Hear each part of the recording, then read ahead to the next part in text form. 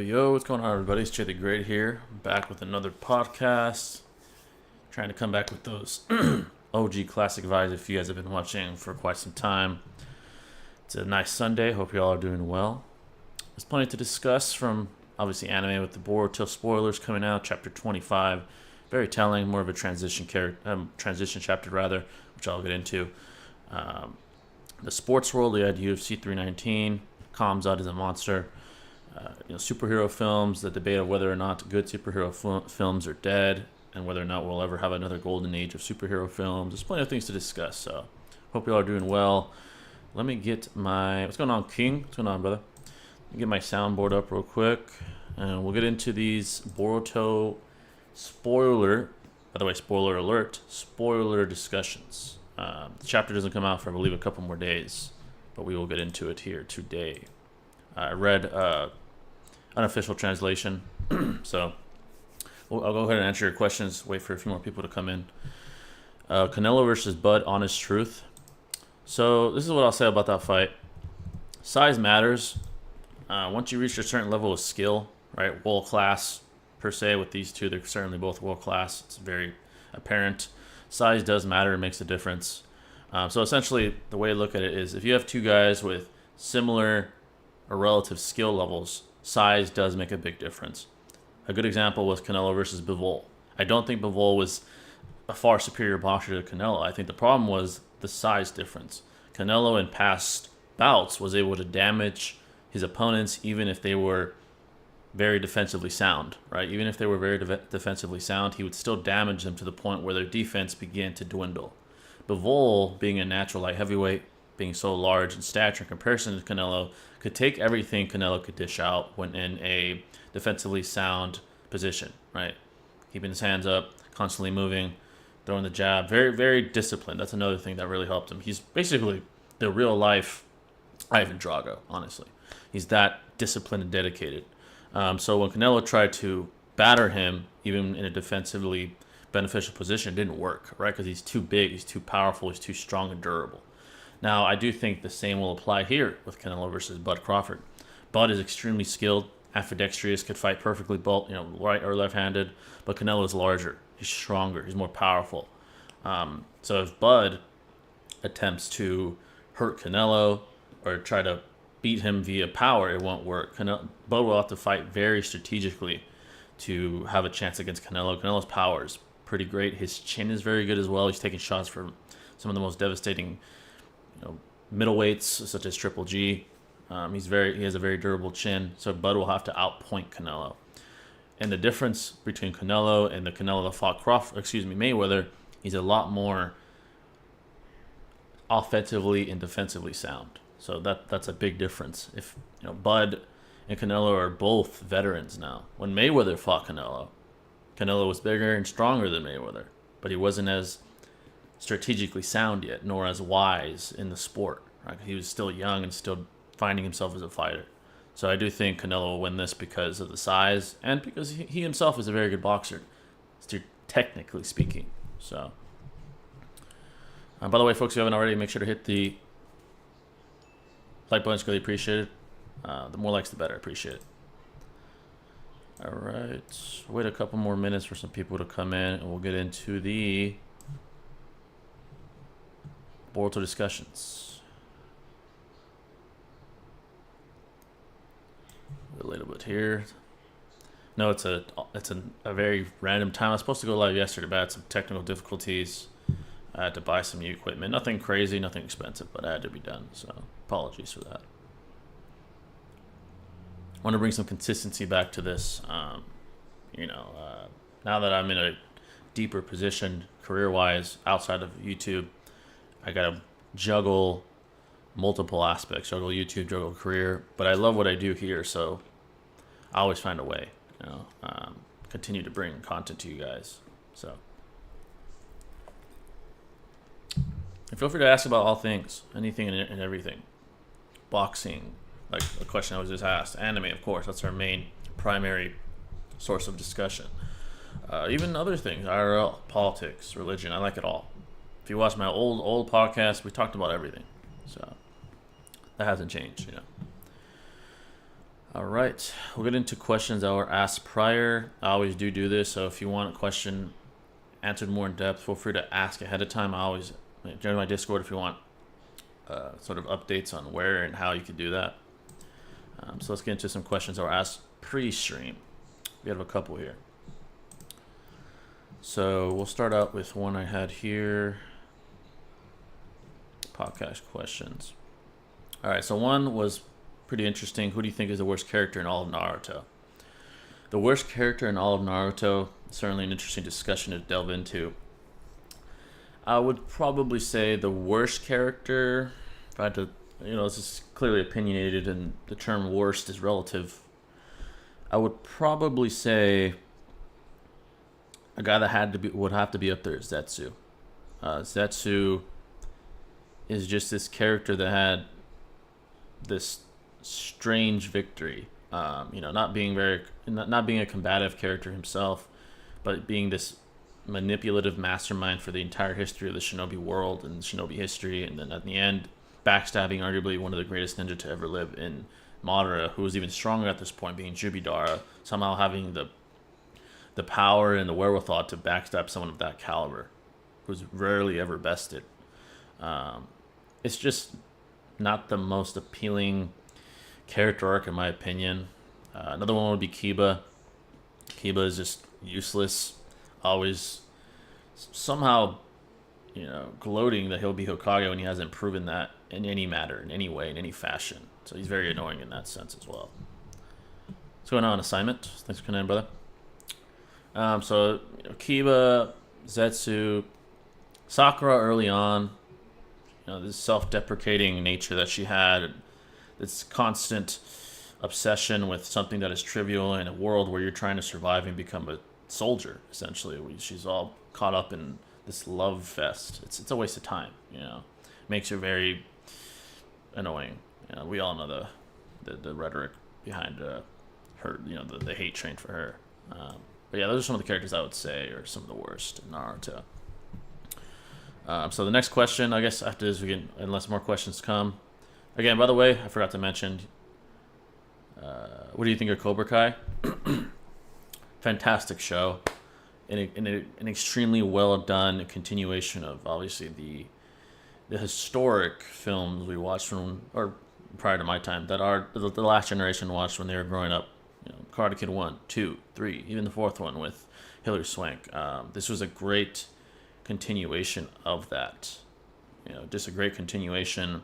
It stayed true to the original films, but at the same time brought in some more refined and more modern ideologies and themes and relatabilities, such as how the world operates today. With the new generation, I think they kind of reeled them into this world very seamlessly and gracefully. It wasn't forced. You didn't disrespect any of the older generation. It was a perfect mix of paying respects to the older generation, i.e. Daniel, Johnny, etc., while reeling in the new generation in a very graceful way where many of us have come to admire them almost as much as the older generation. Miguel, Robbie, Sam, Tori. It's very well done. Very, very well done.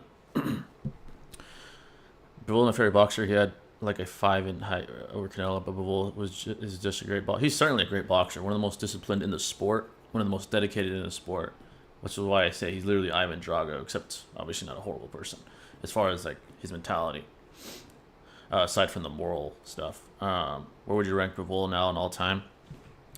Him, coming back and defeating Better Beef, extremely admirable and noble. Very good performance.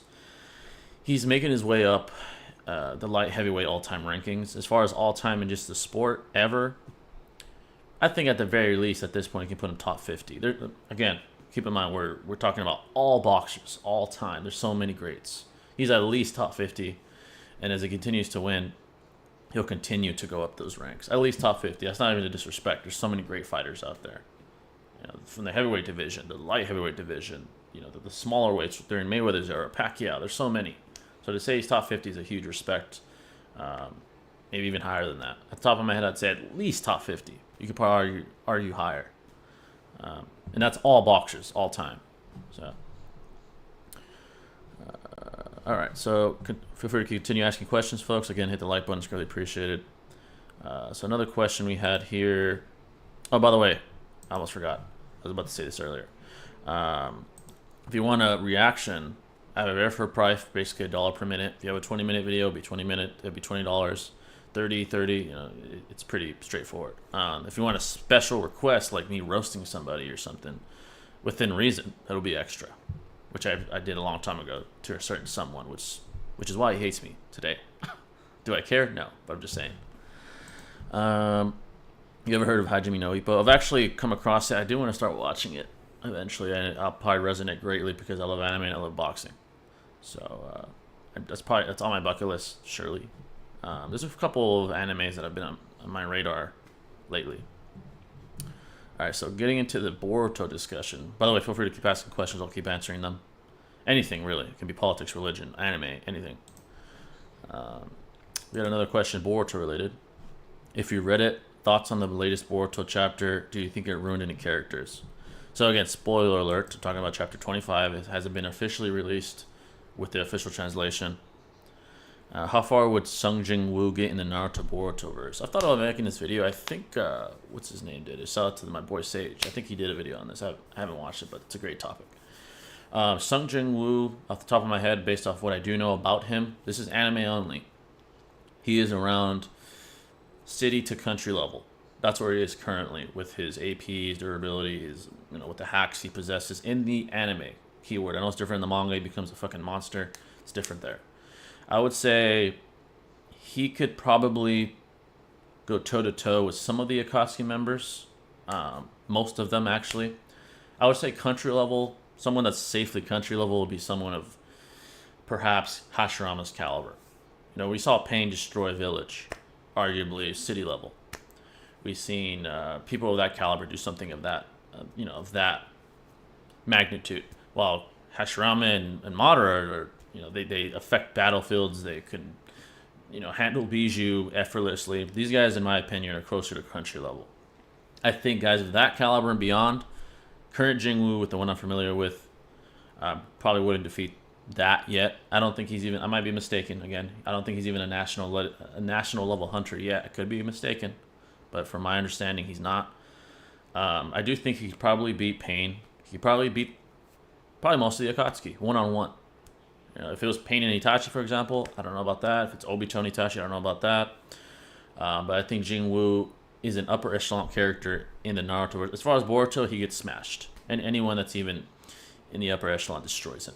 Current Boruto, current Kawaki, obviously Jura, Damon, Ida, Momoshiki, Prime Boruto, Prime Sasuke. These guys absolutely obliterate current Sung Jin Woo in the anime continuation. But he's not weak. He'd be a pretty formidable opponent in the Naruto verse. In Boruto, he doesn't touch those guys. Again, anime only. So I know Floyd's favorite boxer, but what would you say to the people? He said he didn't fight people in their prime, the Oscar fight, for example. So it's fair. It's a fair opinion. But prior to being the A side, none of that was his fault, right? So he became the A side, in my opinion, after the Oscar fight. So I wouldn't put the blame on him. He was the B side, having to adhere to the conditions of the A side, which was Oscar. He was the cash cow in boxing at that point. I don't blame him for that. Now, as far as Canelo and all these other guys, there's a fair argument. Okay, there's a fair argument that a lot of this came down to his decisions, but it also comes down to what point in history you are competing in. Right? It's not Floyd's fault that when he was competing, a lot of the more talented boxers started to rise up in age. Right? Pacquiao, for example, I understand, but you got to understand he's older than Pacquiao, right? And you can't blame him for being more technically savvy and sound than Pacquiao, because due to that, people have this perception that he was fresher than Pacquiao. In reality, he's older than Pacquiao. Him being more successful in the sport and Pacquiao failing and getting knocked out by Marquez isn't his fault, right? Now, I understand the argument, oh, he fought after Marquez slept Pacquiao. I understand that, but that's not his fault. That's not his fault. It's not his fault that Pacquiao got slept by Marquez horribly, right? Is it strategic, and can you argue, oh, he's waiting until Pacquiao gets, starts to decline? Sure. Basically what I'm saying is, it's a double-edged sword. I understand both sides. I understand you could say, oh, he waited till these guys got withered, and but that's a testament to him. He was still fresh, late into his 30s. A lot of these guys aren't. Not even Pacquiao. He has shoulder problems. He got knocked out. So I understand the other side, though. Like I said, I understand he was strategic. The reason why I consider him the greatest of all time. His mind is why that is. Is he the fastest? No. Does he hit the hardest? No. He's the most strategic. He's the most intelligent. The most savvy, defensively, in and out of the ring. So I can't really hold that against him. But I understand. You can argue he did fight people out of their prime. Before their prime, i.e. Canelo, or after their prime, i.e. Pacquiao, i.e. Cotto. I understand that. I wish Floyd and Manning had fought in the prime. Oh, absolutely. That would have been historic. Historically great. Probably one of the greatest fights we've ever seen. Absolutely. I absolutely agree with that.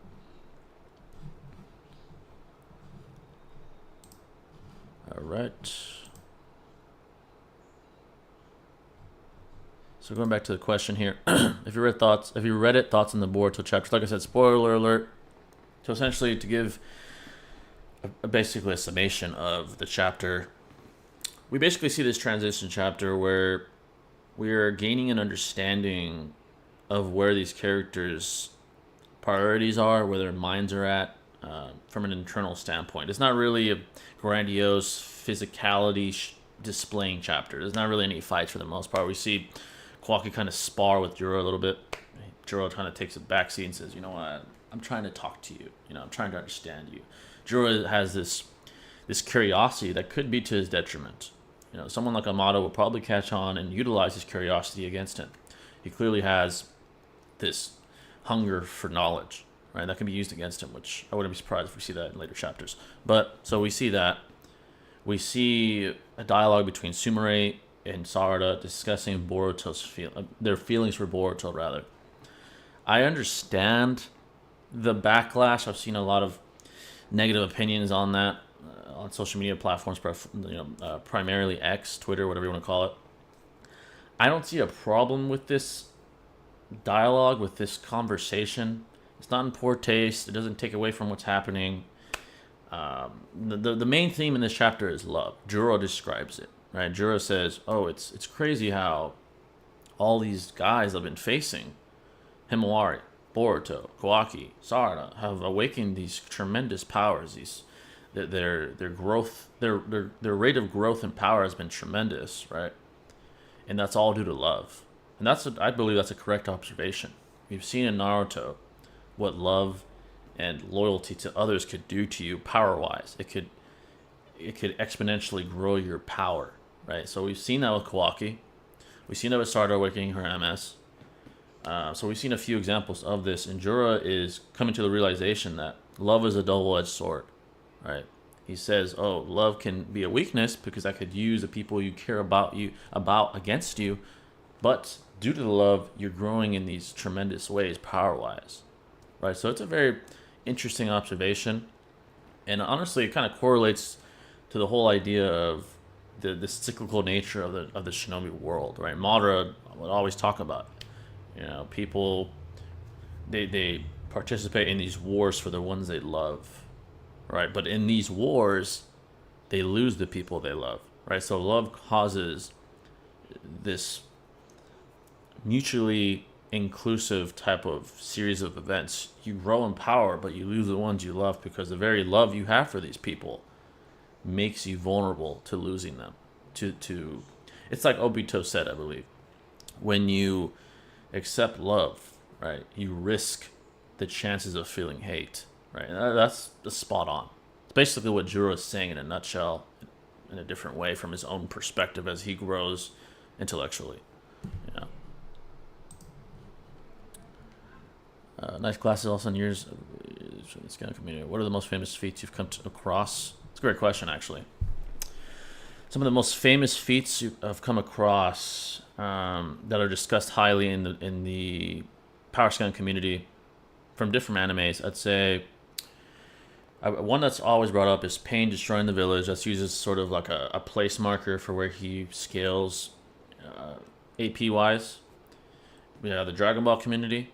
Roshi destroying the moon. They use that a lot to kind of illuminate, or rather people that debate to use that as a reference point to illuminate how much exponentially times stronger characters now are in comparison to Dragon Ball when Roshi was already destroying a celestial body, right? So that's a very, very referenced one. Another one in Naruto would certainly be Kaguya's EOS, at the end of Shippuden when they're battling Kaguya, when she's basically engulfing an entire dimension. That's what sparked up the universal debate, right? That's basically the catalyst for it.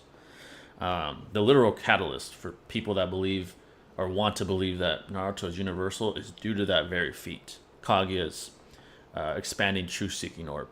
It's literally that. So that's one of the most famous ones in Naruto and in all of power scaling, certainly. Another example would certainly be, and this is just still debated. There's no real classification. Itachi Tsukuyomi. How does it scale him in fiction? How does it scale him in Naruto? It's a very complex ability. People can argue on both extremes. I've seen people argue that he's beyond universal because he could affect a dimension solely created by his own synapses and chakra network, while others say, oh, it's just a hacks that allows him to win in the moment. That one's a very referenced ability, especially today. I see a lot of content creators making content about that. Let's see. I think all the boxers Floyd did it the right way. No cuts, no brain damage with all the money and the accolades. Exactly. That's why I respect him so highly. That's so astronomically difficult to do. It's monumentally difficult to do that. To not even get a cut from an actual punch. To not be dropped from an actual punch your entire career. That's ridiculous. That's some video game type stuff. I agree with that. What is the main thing you want to see in DBS? I see Goten and Pan put in some work. I do think it's time for Goten and Pan to start to basically earn their stripes. They obviously have extreme latent potential. I mean, Pan flying like 4 or 5, Goten reaching Super Saiyan at like 7 or something like that. These two have monumental latent potential, probably potentially even surpasses Gohan. Not even he was doing that kind of thing at that age. That's ridiculous. It's about time they start earning their stripes. It's easier said than done because of the villain that is currently, the topic of discussion, which is Black Frieza. This guy is so astronomically powerful that even the predecessors have no chance against him currently. Goku and Vegeta have no chance as of now after the events that unfolded when they, had a confrontation with him. He destroyed them in one single strike. That's all it took. With them at full power. Together at the same time. So Goten and Pan are going to have to earn their stripes a specific way that makes sense. Right? I do agree, though. It's time. Who's the most overrated underrated character you've come across? So in terms of... Let's start with power. In terms of power, overrated... I mean, as of today, there's many examples. Tobirama, very good example. Probably the biggest example I'll come up with right now. Hebi Sasuke, Kakazu due to a certain someone. Characters such as that, certainly up there. Even Itachi to an extent. And I love Itachi. It's my favorite character in Naruto. Itachi's overrated. Heavily, especially today. Underrated, I'd probably say someone like Sasori. Sasori is very underrated. Gohan from DBS, very underrated. I think people don't understand his true power. Broly, to an extent. Sasori's a good one. I do believe that's a good one. Even Dataro to an extent is underrated. He's actually very powerful. Very, very powerful. Very intelligent as well. Yes, he does have his ego that clouds him. His hubris clouds his judgment and his logical thinking, but the guy's very powerful. There's a few that come to mind, yeah. I'm watching season 2 of Cobra Kai right now. Yeah, it's definitely one of the better seasons. Most overrated, underrated fights in Naruto. Hot take, Kakashi vs. Obito is overrated. I could see that, actually. I could see that. I think people cling to the emotional appeal rather than the actual fight, the actual choreography of it. It's okay, but it's mostly the emotional appeal that propels this fight into the greatest of fights, physically, which I agree it's not one of the best physically. It resonates with us because of the history Kakashi and Obito have had, but it's not you know, it's not like marvelous physically, you know. So I agree with that. Best fights: Sasuke versus Naruto. Either one. Obviously, Rock Lee versus Gaara. Very, very good fight. Sasuke versus Itachi. Very good fight. I'd probably say as well. It's another good fight. There's so many. Heavy Sasuke versus Killer B was alright. Certainly. What's going on, Sir Goats? Long time no see, brother. Long time no see. But yeah, getting back into the book. Feel free to keep asking questions, by the way, folks. Anything and everything. Politics, religion, current events, anime, anything. Going back to the Boruto discussion. Love was the main theme in this chapter. I understand people like physicality. They want explosions. They want grandiose physicality. That's what they want. We've had that for the last couple chapters. With Juro, with Boruto, with Kawaki. I understand that. I love it too. I'm a junkie for it. But this chapter gave humanity to these characters. It gave more humanity. It gave more character development internally.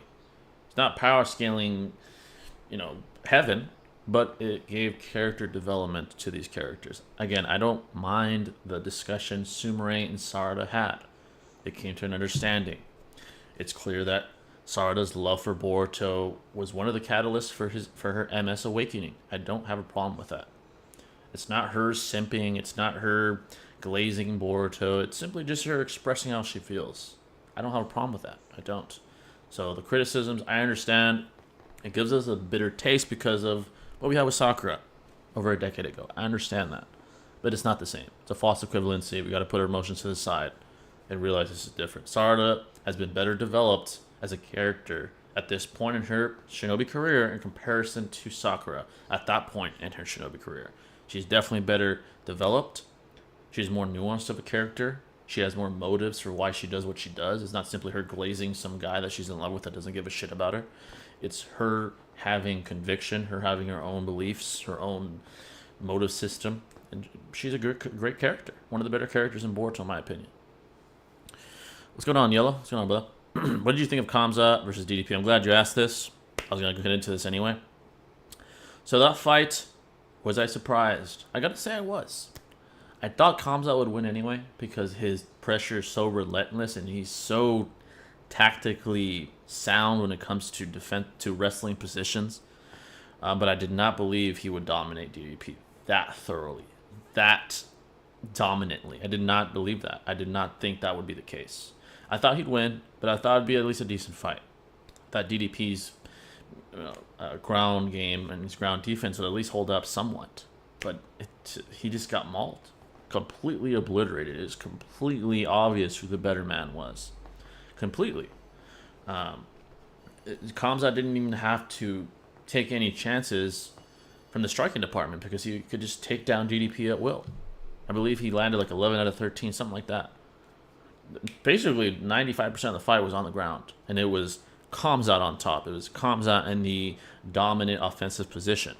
It was truly brilliant.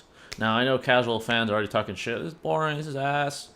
If you can't stop another man from doing what they want to do to you, they are superior to you. Whether that's striking, wrestling, jiu-jitsu, it doesn't matter. Domination is domination. Wrestling is a form of combat. If you can contort another man's body to your will and they can't stop it, you are superior. He's a superior fighter. It's that simple. That's why wrestling is, in my opinion, it is the most important martial art in combat and mixed martial arts combat sports. It's that simple. In the competition world, where all martial arts are allowed, wrestling is the most fundamental to succeed. Look at the greats in history. John Jones, Khabib, GSP. All these champions, they have a great pedigree and great skill in that department. And there's a reason why it's a commonality. Wrestling is pivotal to be a champion. Whether it's to defend, whether it's to maul somebody, that is pivotal. Whether people think it's boring or not, hey, it's not boring to the guy that's getting dominated. He's being mauled. He's being crushed. He's being humiliated. Having his will stripped from him because he can't counteract what his opponent is doing to him. That's what happened last night. It's that simple. I enjoyed it. I thought it was fundamentally brilliant in the wrestling department. The beauty in his technique was there. You know. The thing that surprised me was Khamzat's cardio. His cardio is insane. Insane. In-fighters versus out-boxers. In-fighters, you mean... Probably got to elaborate on that. I know what you mean exactly. Hot take, Aluka or Nanika from Hunter x Hunter is overrated. I need to watch Hunter x Hunter. I know that's one of the better ones, one of the better anime in the anime fandom that is universally accepted as one of the better ones. I need to check that out. Certainly. I heard it's very good. It's universally great praise for it. So I understand the appeal. I just need to check it out myself.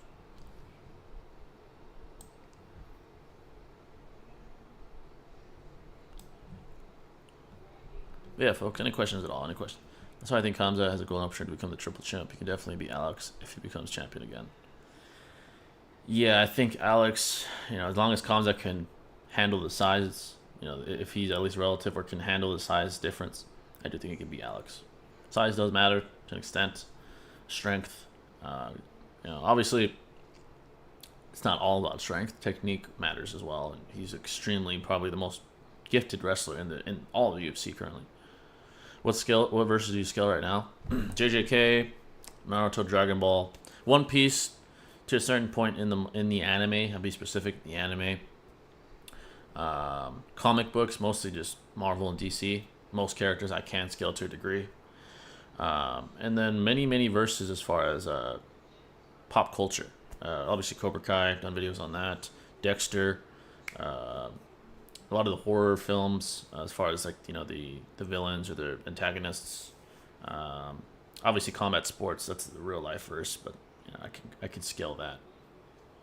Obviously, and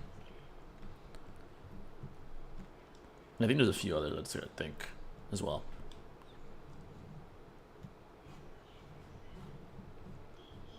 But yeah, folks, any and all questions are welcome. Any and all questions, really.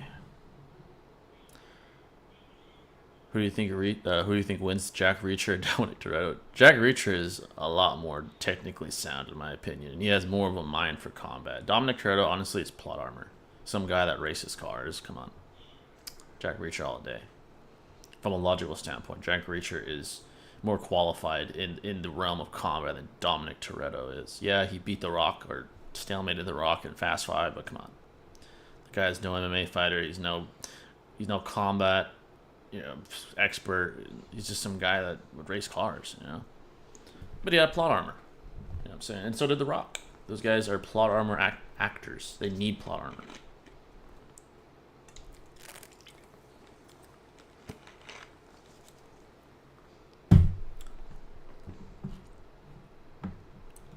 Characters that are equipped for combat, Dominic can stand with that. In the realm of common sense. Obviously, if they give it plot armor, maybe that changes, but that just doesn't make sense. Nonsensical.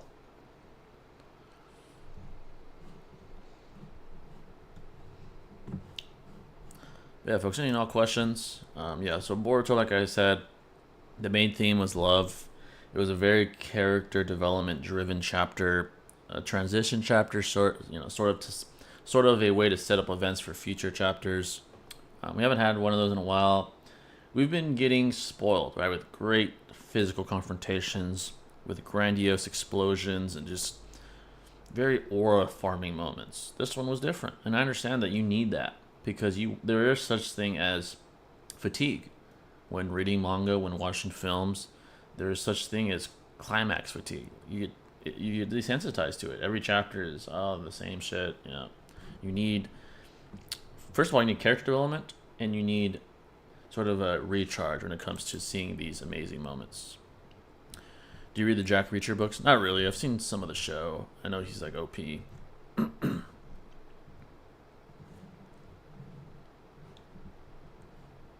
Who wins, Zabuza from the Line of Waves or Shikamaru from the War Arc? That's actually interesting. That's an interesting fight. So, I think location matters, context matters certainly. Now, if it's a random encounter, one-on-one, let's say it's in open land, Shikamaru has no chance. I mean, Zabuza is an assassin. He was, one of the the pivotal Seven Swordsmen of the Mist, he would certainly defeat Shikamaru one-on-one. Shikamaru has no tools besides shadow possession. If it's an open land and it's in broad daylight, there are no shadows. And there's no angles to create shadows due to no cover being available, such as trees, such as bushes, etc. Now, if they're in a different location, let's say an area with a lot of buildings or trees, and there's angles for shadows, it's possible Shikamaru could win it. That possibility now exists. But Zabuza has very assassin beneficial techniques. He has a demon mist. He has these abilities that allow him to cover himself. But Shikamaru needs his vision to create these shadows. He needs the location of his opponent to create the shadow possession jutsu or whatever the case may be.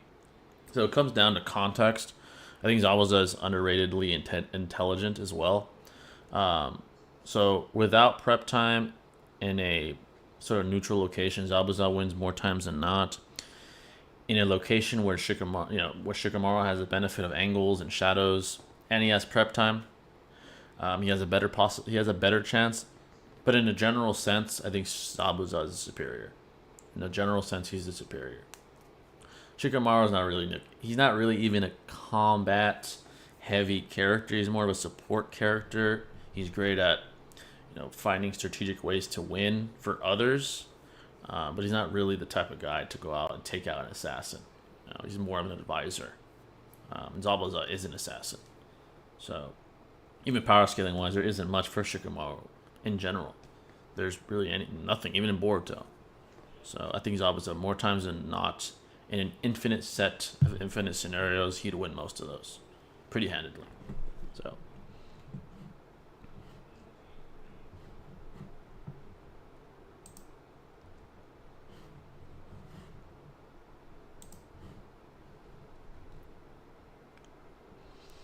also, just to bring up, shout out to the Walkie Talkie podcast.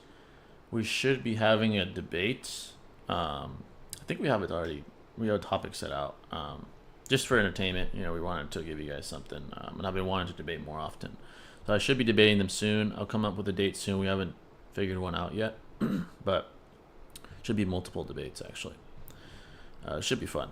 It's a good time. And I do enjoy debating, so.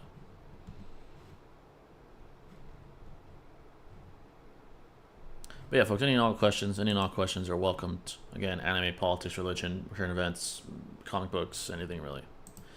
Any and all things, of course.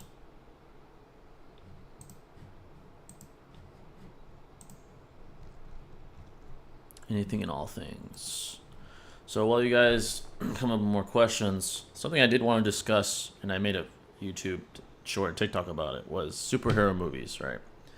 So there's been this huge debate of whether or not the new superhero movies are successful, mostly with the box office measurements, right? So Superman and Fantastic Four obviously are the key movies currently. So I would say, first of all, to compare these movies to the most successful movies during the golden age of superhero movies, such as Endgame, Infinity War, that's a false equivalency, because these are essentially resets of these universes, specifically Superman.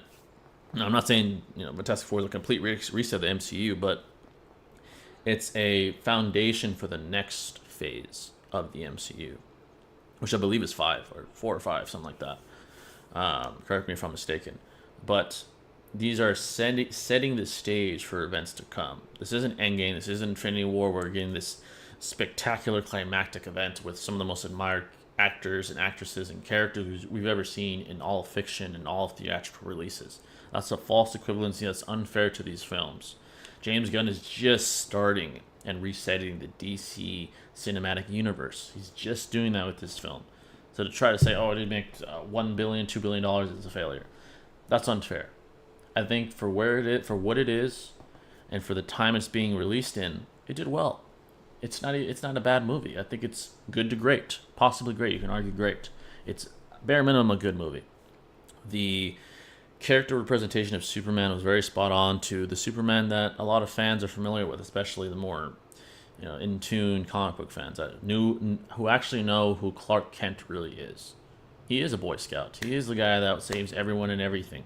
He is the guy that obsessively tries to save the entire world. He has that responsibility placed upon himself. He's not dark aura farming Henry Cavill Superman. That's not Superman. That's something else.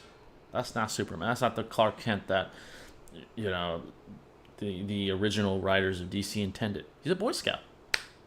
He is emotional. He shows his humanity, and like Corn Sweat Superman said when he was having that dialogue with Lex Luthor, that's what makes him human.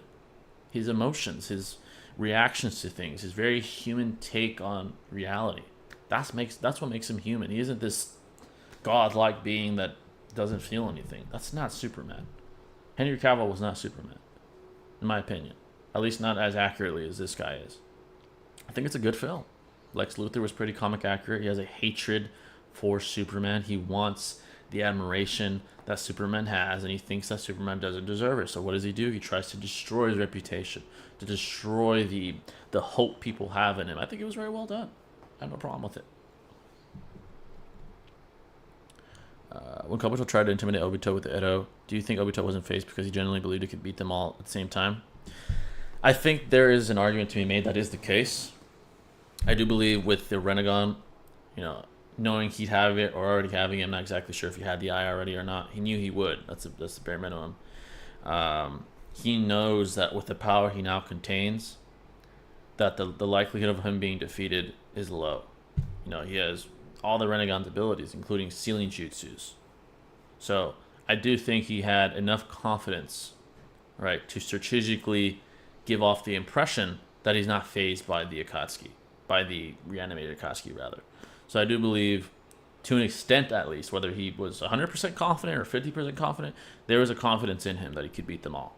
I do believe that was the case, yeah. I really want to see Darkseid fight against the Justice League. That could have saved Snyder's DC cinematic universe, honestly. Darkseid is that prolific of a character if done right.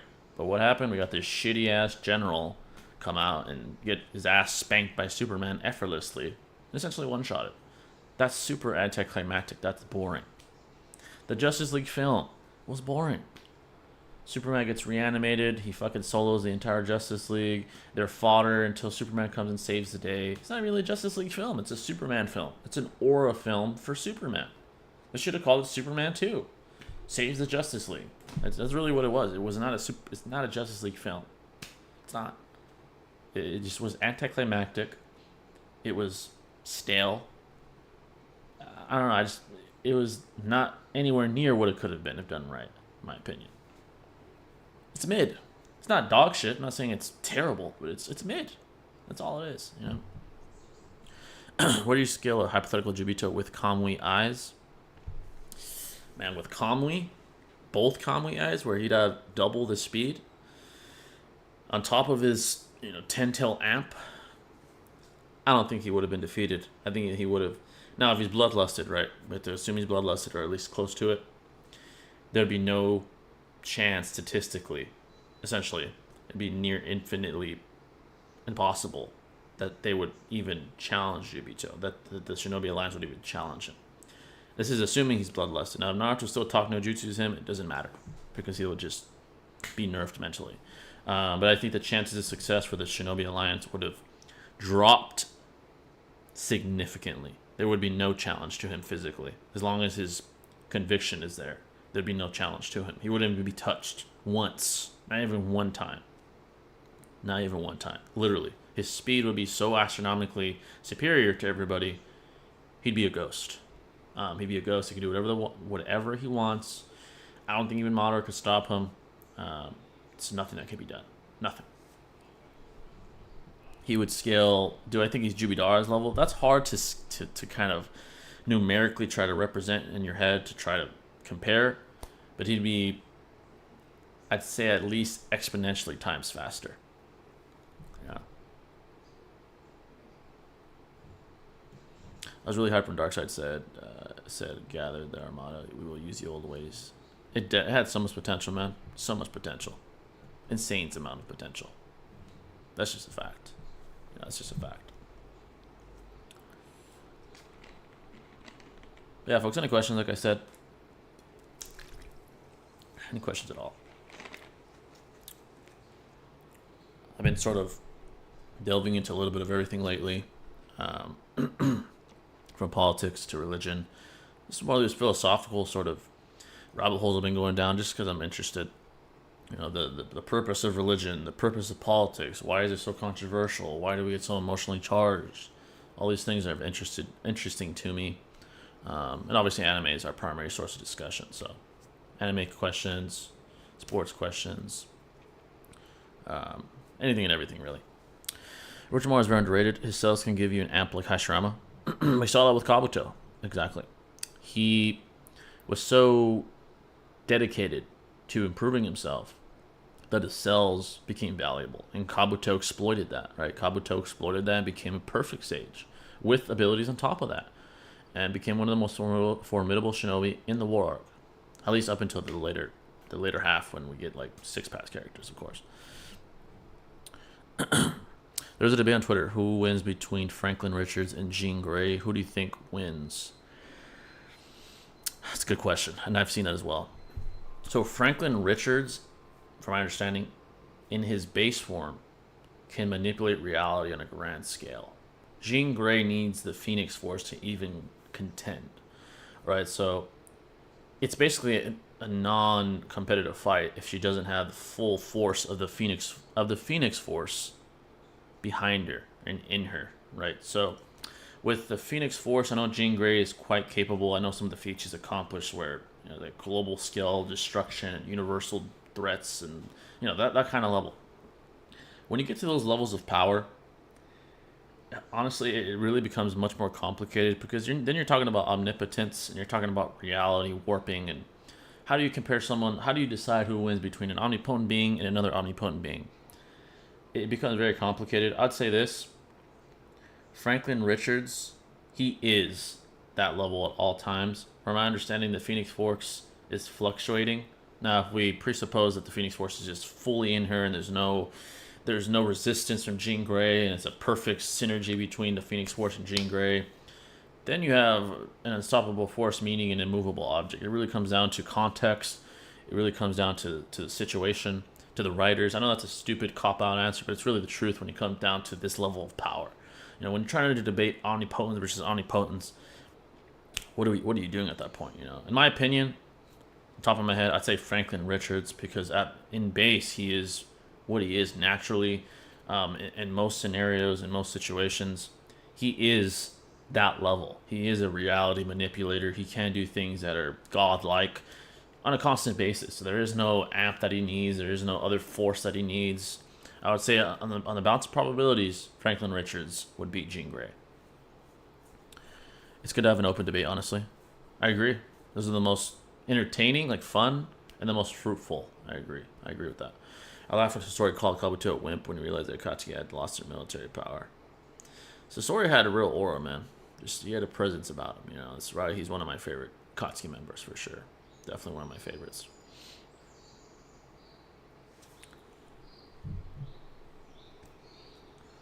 But yeah, folks, any and all questions, really. Any and all questions here.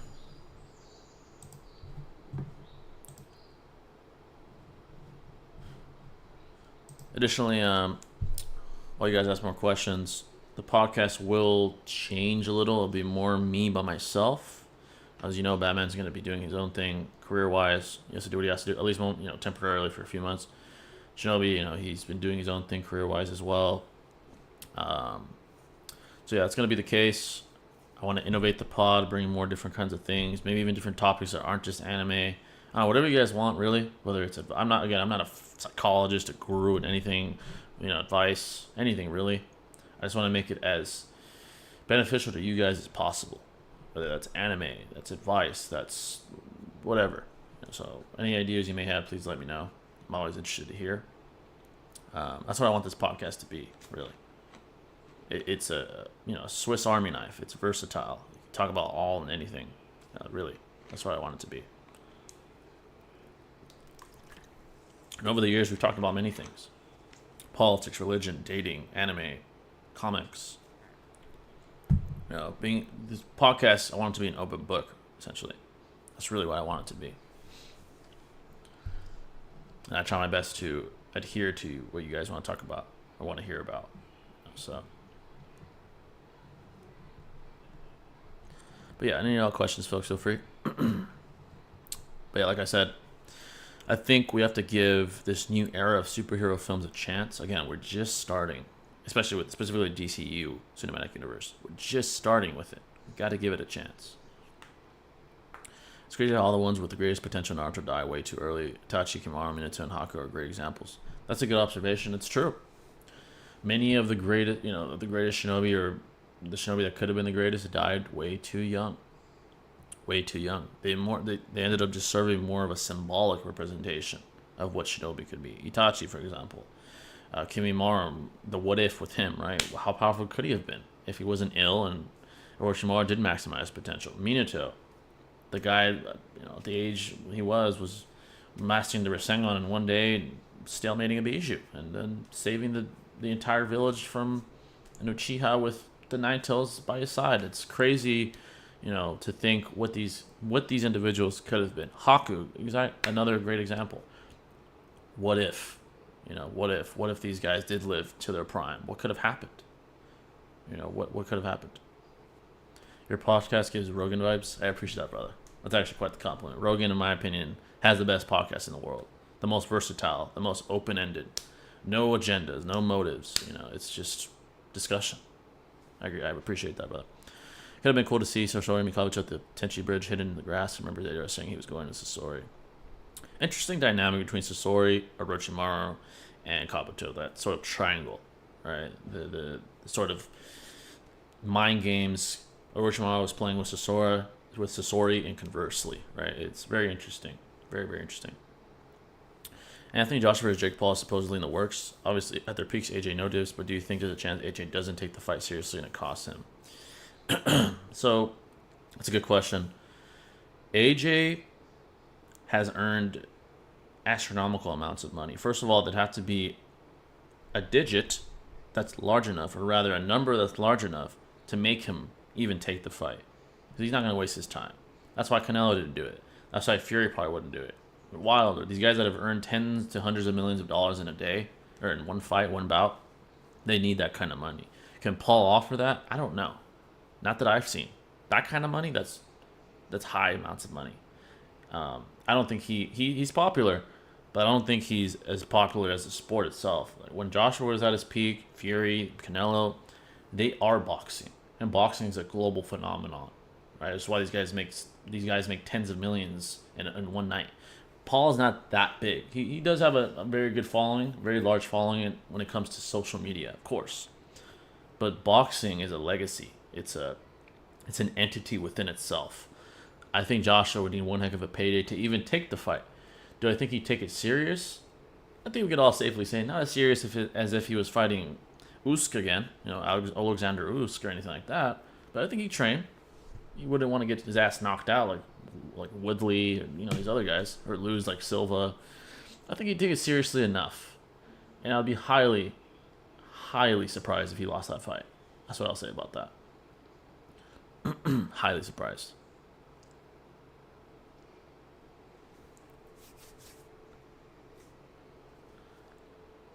But yeah, going back to the podcast thing, I'm really thinking of expanding it. Obviously this YouTube channel in general is pure, it's on anime content.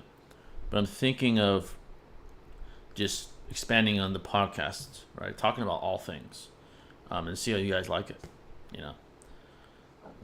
You consider boxing art a martial art or a sport? Definitely a martial art. From my opinion and my belief, anything that allows you to be more combatively proficient and dangerous is a martial art. It's an art in my opinion. So boxing is certainly that. Karate, taekwondo, wrestling, all these things I consider martial arts. There's always that more so semantic discussion as well. Is combat even a sport? Are you playing combat, right? You don't really play it. You fight, right? So, that's a different discussion. But yeah, it's interesting to me. It's a good point. You're not playing wrestling. You're not playing boxing. You're fighting, right? But you play football. You play basketball. You play baseball. Do you play boxing? That's more of a philosophical discussion, but yeah. You're literally imposing your will on another man. You're imposing your will in the most literal of sense when you're combating them. You're trying to best them in physical confrontation.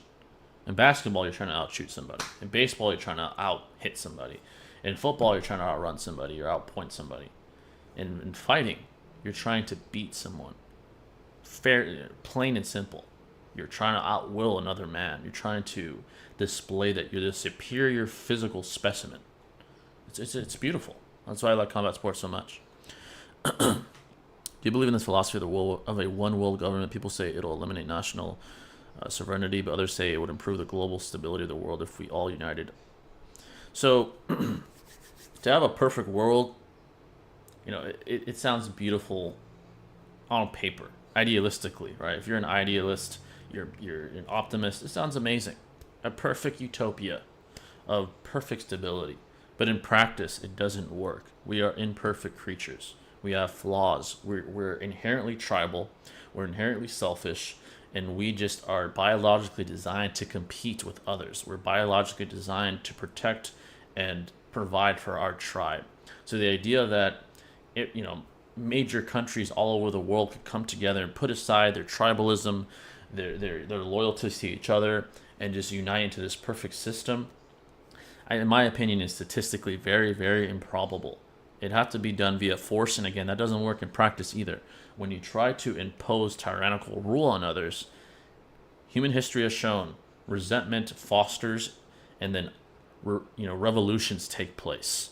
You have riots, you have overtakings of government, you have just conflict.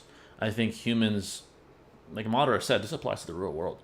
Humans are cyclical in nature, right? If you love, you're going to hate. If you hate, you're going to love. It's just the way humans work. There's this yin and yang sort of system in reality, in a human's mind, soul, whatever you want to call it. I think a one world government sounds nice. Sounds just as nice as everyone earning equal pay and the world still functioning perfectly. Sounds perfect. It doesn't work in practice because of the very fact that we are imperfect, flawed entities, creatures. The reality itself we live in is imperfect. It just doesn't work in practice. It doesn't. If you can master two martial arts, which would you pick? Boxing or wrestling? Got it for me. Those are good picks. Wrestling is definitely there. Then it would come down to what I believe is one of the most efficient forms of striking, whether it's competition or the real world. Boxing's a good one. I would say using all limbs is beneficial as well. So maybe kickboxing. Muay Thai is more close quarters. In a real fight, if you're fighting someone a lot larger than you, they'll take you down because they're just bigger. But then again, the wrestling would offset that. I'd probably say kickboxing because you have the range, right? You have the range. You can keep range from those that are larger and stronger than you. But you have the wrestling as well, if necessary, to evade. I know it's a random question. It's a good question. I think, like I said, any questions are good to me. Philosophy, religion, anything really. I like discussing it all. What's going on, Raspberry? Come on, bud. What is your idea of a perfect world utopia? So, I don't think in terms of perfect, right? Because again, that's unachievable currently with the knowledge we currently have, with the technology we currently have. It's from my perspective, essentially statistically impossible. Now, the closest to it would be maximizing the, how do I put this? In all individuals to the greatest of extent we possibly can, and be maximizing the nobility in everyone, giving everyone a purpose, giving everyone a reason to go on, to be a noble, honorable person. That's extremely difficult to do. That comes down, it has to start at the macro level and go down to the micro. So it starts at the national level, right?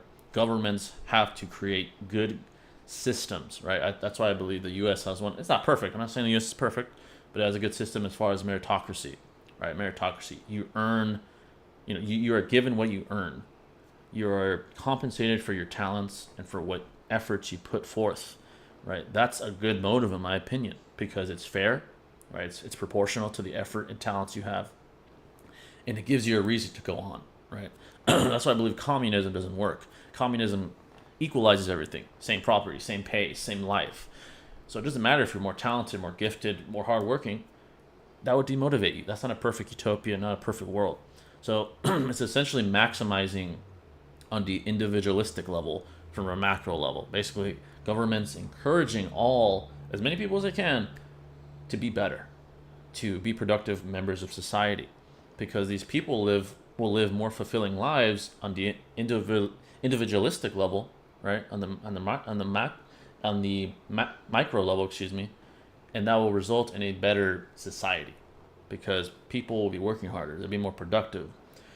You know, all these departments, the infrastructure, the economy, the electrical systems, everything will be better because at the individualistic level, people are working harder and they're producing better results due to the governments encouraging that with the very systems they have. And again, easier said than done. That's an ever evolving problem. There are so many other factors that you have to consider. The societal norms, the cultural norms, what's trending, how is social media influencing people. All these things matter as well, but in a general sense, that's what I would say. So, how far do you think IP Man would get in a Karate Kid verse, or he's solo? So, from what I understand, he's a prodigy, right? I haven't seen too many of the IP Man films, rather. I do think he could take out most of the Cobra Kai world, the Karate Kid world. I think when it comes to the upper echelon, like Miyagi, I don't know if he'd beat that guy. I don't think he'd get slammed, but I don't think he'd beat him. I think he'd be most. I think he'd be like an upper echelon character, like a Johnny or something like that. From what I understand, like I'm not well versed in IP Man, but do you think there's a hidden elite group of intellectuals that control the world? So that's a good question, right? We all wonder who's at the top, who really is at the top. Is it really the president? Is it the Illuminati? Is it some king that rules all the world? This is what I think. Money makes the world go round. And that's universal, no matter what nation you're talking about. So I do think you could argue that there are a select few individuals on the globe that make the world go round with much more influence than the rest of the world. And that's the most rich of individuals. The Middle Eastern oil kings, the billionaires in the United States, the billionaires and all the mostly in the, well, logically most of the billionaires would be in the superpower nations. Russia, China, here, the UK, India. So I do believe, maybe not intellectual is the right word, I'd say the most powerful people make the world go around with more influence than anyone else. Do I think they're all conspiring together? I don't know about that. I don't know if there's one just real group of people that are working collectively, but I do think there's a select few amount of people that have much more control than the rest of the world. I don't know if I wouldn't say they're working collectively, because humans, there are too many conflicting interests for, just there to be one group of elites that are conspiring against the rest of the world. But I do think there is a group of people that can be categorized as having the most control over the world due to the power they possess. And I think within these sort of pockets of people, there probably are groups. Probably are. I wouldn't be surprised. Corruption is inevitable.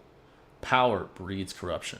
Not in an absolute sense. Not everyone that's a billionaire is corrupt, but in a general sense, corruption is inevitable. Epstein, Diddy, certain people in the government, it's inevitable. It will exist. It does exist right now as we speak. So, and all the transformation in Dragon Ball, which one is your favorite? Mine is Ultra Ego. Ultra Ego is awesome, bro. My favorite, I think it's cliche to say, but Super Saiyan 1 and Namek will always be my favorite. It's just too good, too classic, too resonating, at least with me. Did you see that Epstein scandal, though? So from my understanding, Trump said he would release the Epstein files. And essentially, everything that's been released hasn't been anything new, from my understanding.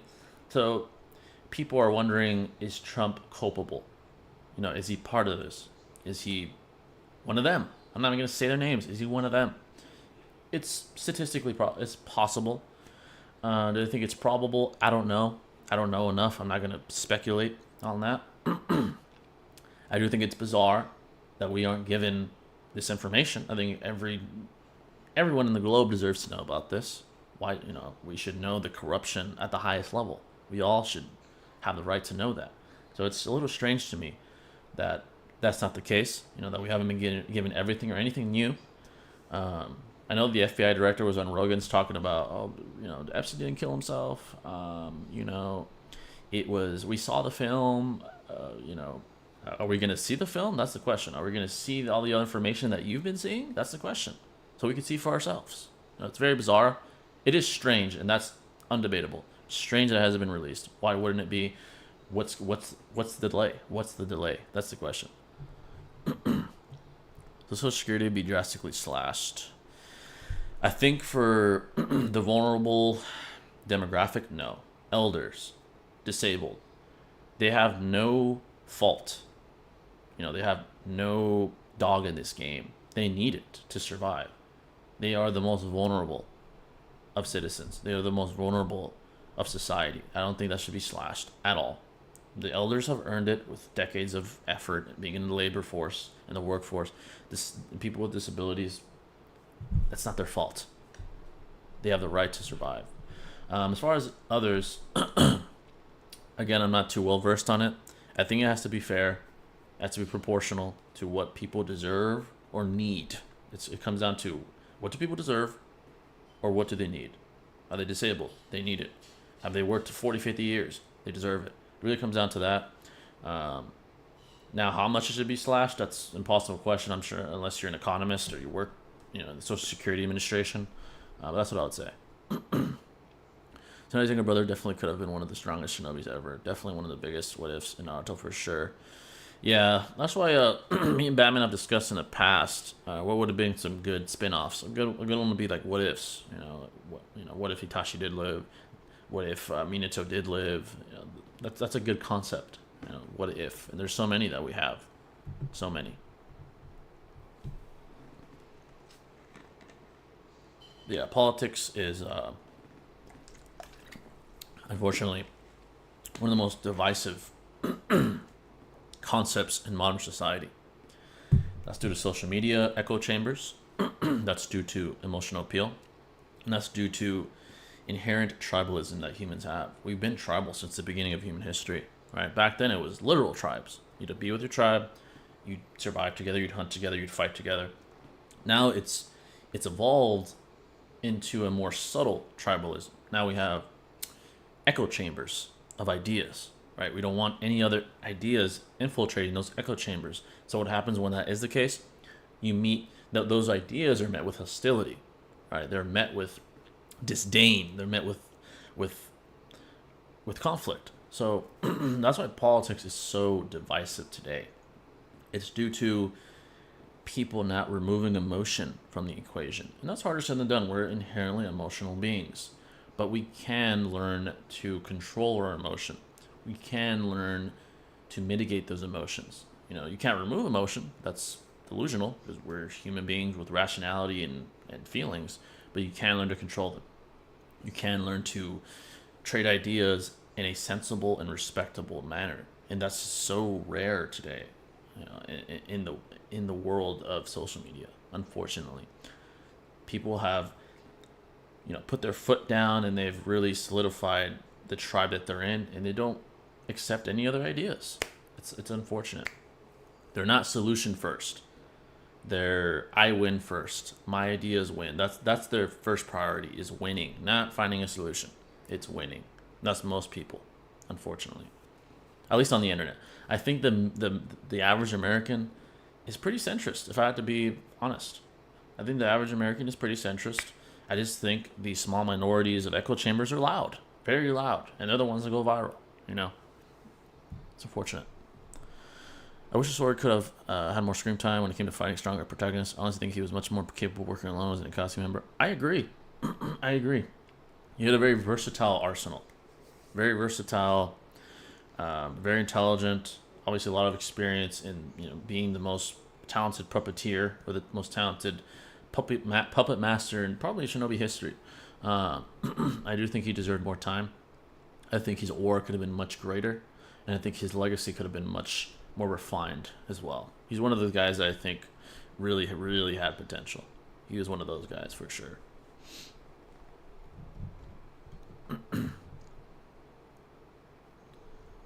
But yeah, folks, any questions at all? I actually was watching Andrew Tate speak to Nick Fuentes just randomly. I had no real motive for it. I just saw it and I watched it. And, if you want to ask about that, many thoughts on that. If you want to hear about that, let me know. I have a ton of thoughts on the rhetoric that was being spoken there. So the tribes that have been formed, it's so bizarre. Been dealing with a breakup recently. Been working on it as a person, but is there any advice you can give me? So, when you're young, and I'm assuming most people watching this are around my age, breakups sting. Breakups can be dealt in one of two ways, right? With the negative emotions you're inevitably going to feel.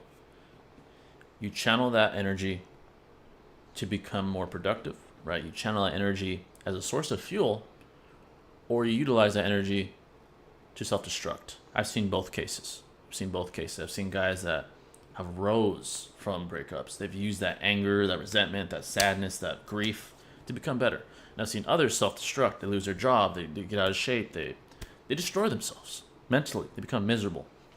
So my advice would be, make your mind use the negative emotions you're feeling for good. The gym, working on a skill, your career, whatever it is, something beneficial to you. And as time goes on, the grief in the morning you're having will fade, right? And you'll basically you basically used that grief to propel yourself into a better position in society, as a person, as a man, everything. So it's basically training your mind to use the negative emotions you're feeling to become better. It's a win-win, because you're feeling them, but you're doing something productive, and the end result will result in you being better, smarter, better shape, whatever you want to do, you'll be better. So in a way, that breakup will benefit you in the end, if you look at it that way.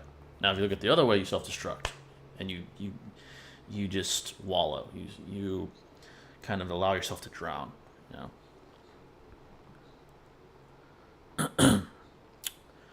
It's crazy considering Tsunade was willing to train him. He lived much longer, and we've seen how much Tsunade's training could have pushed you with Sakura as a big example of that. Exactly. What's up? What's going on, Tyrion? W Naruto ranking shorts king. I appreciate that, brother. I've been doing more shorts, trying to give you guys more content with career stuff, Have you played Raging Blast 1 for the PS3? Have I?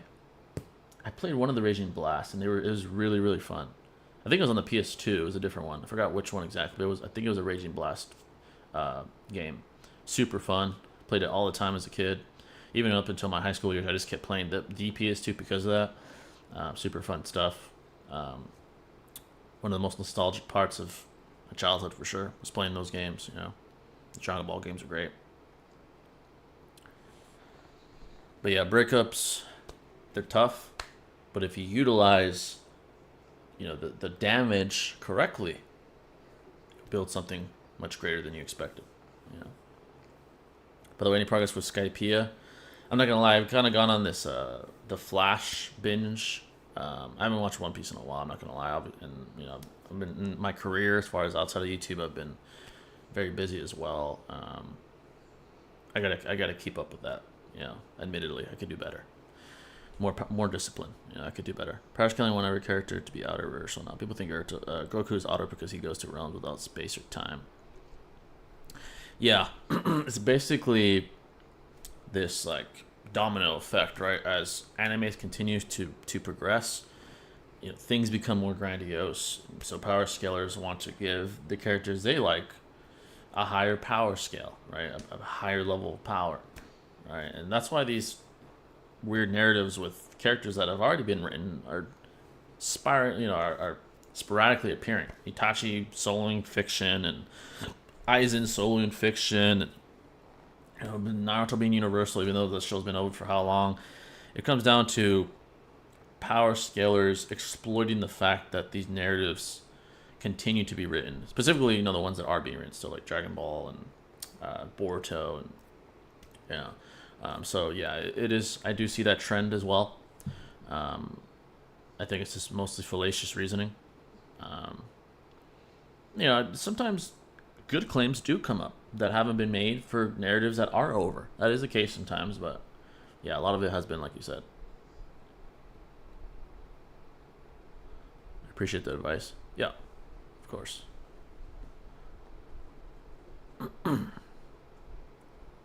More advice the better. Anything I can do, for sure. Anything I can do I'll do it. Because I felt what that's like as well. Breakups are, in the moment, they hurt.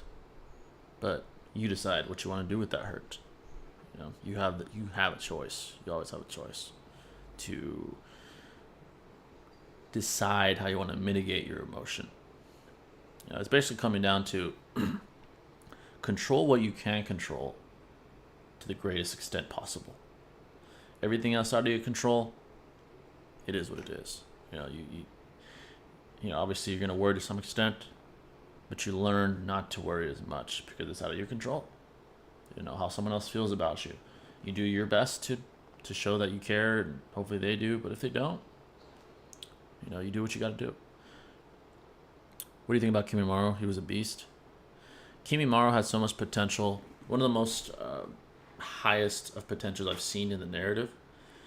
I think he could have rose in the challenge, the power scaling, I would say, hierarchy if he did reach his potential. Especially if Orochimaru maximized it and even added on top of it. He would have been one of the most powerful individuals, at least in Naruto, up until the war arc. He would have been in the upper echelon, for sure. I'm talking like Kage level, perhaps. He had that kind of potential. He really, really did. Unfortunately, sick and a lot of other factors, unfortunately. If you were in the Avatarverse, what element would you have? I'm going airbending. It's a good question. I've thought about that before. Honestly, I'd probably say... Now I'd probably say waterbending, perhaps. Well, it used to be firebending, but I'd say now I'd probably go with waterbending. The nature of it. It's graceful, And ongoing shows like One Piece scaling genius can be funny at times, but they fuck viewers who trust the scalers to do correct judgment. I agree with that. I agree with that. What happens is, that's a good observation. You'll have power scalers that have influence, right? Let's say like a content creator, and they give the wrong scaling, and you have a good amount of people believe that scaling, and then you have misinformed viewers, misinformed anime fans. So that's correct. That's happened before. In the Naruto fandom, the One Piece fandom, Dragon Ball fandom, and I'm sure in many other fandoms as well. Certainly.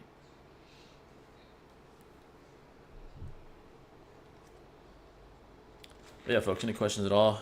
I certainly do enjoy the IRL questions as well. I really do.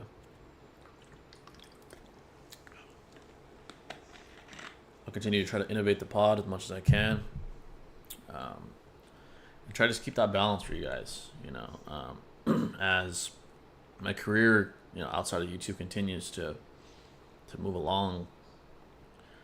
I'm just lucky enough to enjoy what I do here, because what I see a lot of YouTubers go through here is they go through that fatigue, right? Maybe they're not getting as many views as they want. Maybe the other part of their life is taking away a lot of time. So what happens? They quit, and the momentum ceases, right? So I'm lucky enough to actually enjoy this, whether I get 100 views or 1 million. I genuinely enjoy the art of conversation, the art of trading ideas. That's why I'm always here, because I enjoy it. So if you're lucky enough to find something you enjoy, become masterful at it, as masterful as you can be. I think if Kamaru did die, he would have been stronger than Sasuke during the time skip. He'll never hover around mid-Akatsuki level. He'll hover around. Yeah, that's a good assessment. I would agree with that. Yeah, he would have been definitely within Akatsuki levels at its full potential, no doubt about it.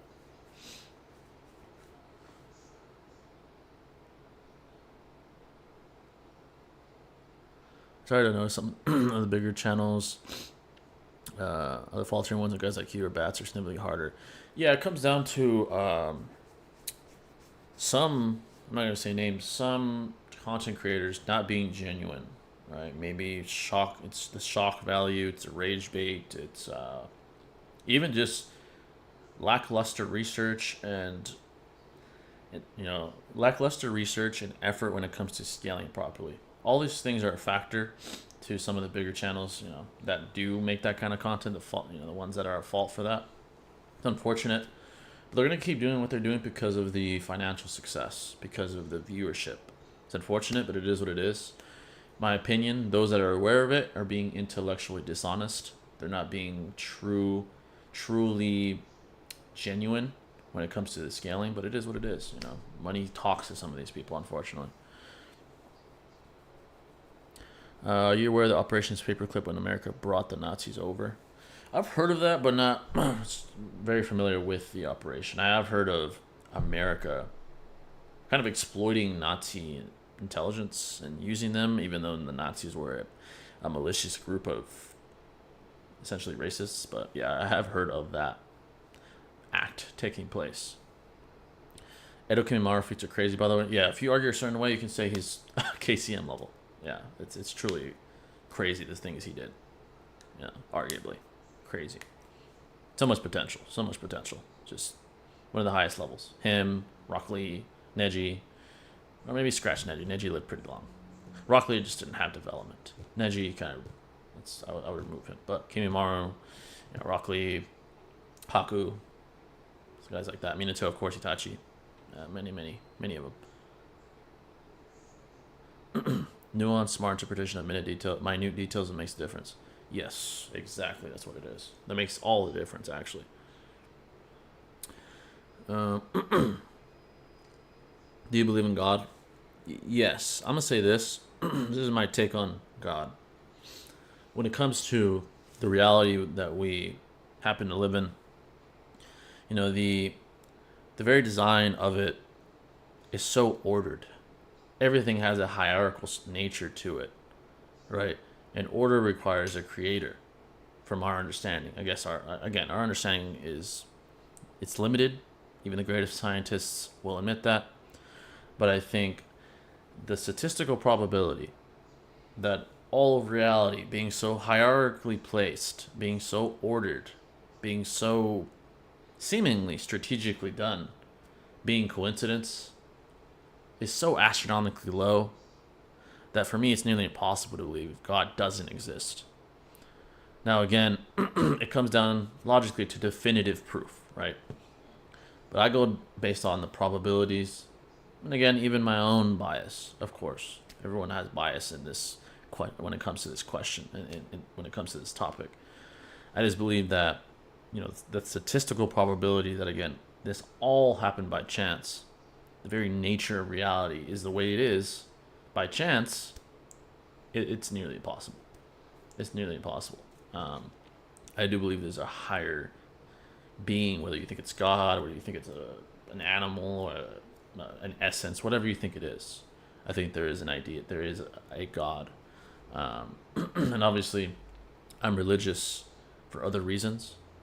They're not logical. I think a lot of religion is faith-based, right? The term faith implies blind hope. I think it's probably the best way to describe it. And I'm not trying to say that in a negative way. I'm just saying the semantical sort of understanding of what faith is, right? And I think faith works in practice. I think faith, when it comes down to accomplishing something that is statistically improbable, is because of faith, right? Such as, let's say you're born in poverty, but you are determined to make it, to provide for your family in a way that no other generation ever has. That's faith. Statistically, it's very improbable, but it's possible, But I'm going on a tangent. Yeah, I do believe in God, basically. That's my answer. You saw Nick talk to Andrew. Was that your only time seeing Nick talk? That's like the longest I've seen him talk. I've seen him talk like in clips and stuff, but again, that's limited context, limited information. I watched a good amount. What I didn't agree with was the whole anti-Semitic rhetoric. Now, it's strange to me that that's such a point of emphasis, because they'll talk about white people being oppressed or white people being given an unfair shake, but then they'll go ahead and just generalize all the Jewish demographic. It's a little hypocritical to me. I don't understand the emphasis on it, where it originated from. Like, is it from the Nazi ideology? I doubt it. People call him a Nazi and stuff. I'm not gonna go ahead and paint him as that. I don't know where he's getting this anti-Semitic rhetoric from. Being a Jew. Oh, you're a Jew. You're working for the Jews. Like, what does that mean? Where does that originate from? Again, I'll admit I haven't listened to enough of Nick, but I don't think anything I'd listened to would allow me to agree with that, or any racism, or any type of discrimination against any group for that matter. White, black, Jewish, Mexican, Asian, doesn't matter. I will not subscribe to that because it's a generalization of an entire group of people that make up a significant amount of the population globally. It's strange to me. It's strange. It's like calling all Christians this or is all Muslims this or that. It's strange. I don't understand that. So, but he seems like an intelligent guy. He seems like he's well spoken. But it's just strange to me. It really is. That specific aspect of his, I guess, message, whatever you want to call it. I think when it comes to scaling, I think Granny Chiyo is underrated too. Certainly, by most. Definitely underrated. In my opinion, I watch the side fights more than the main fights. I enjoy Naruto's Kiba, Nejibi's Kido, and also Sakura and Chiyo were always a really good fight in my opinion. Very good fight. Very fleshed out. Very detailed. Tells a story beyond just the fight itself. I think Chiyo lost the hope to live anymore since she had to take her own grandson out, especially when she realized how disconnected the story was from humanity. I think as she aged, yeah, I think in general that was a trend for her. She started to lose the will to live, right? She started to lose that human spirit. Obviously, she was getting older from a physical sense, but her spirit began to weaken. Her reason to go on, like you said, I agree with that. I agree. It started to dwindle, started to go down. So. Yeah. But yeah, Nick Fuentes to me, he's an interesting character. I'll say that. The whole anti-Semitism wave, I just don't understand it. Where does it stem from? Why do they believe that the Jews control, fundamental parts of society? I don't understand that. I don't. It's anti-Semitic. It is what it is. It's very strange to me. Very strange.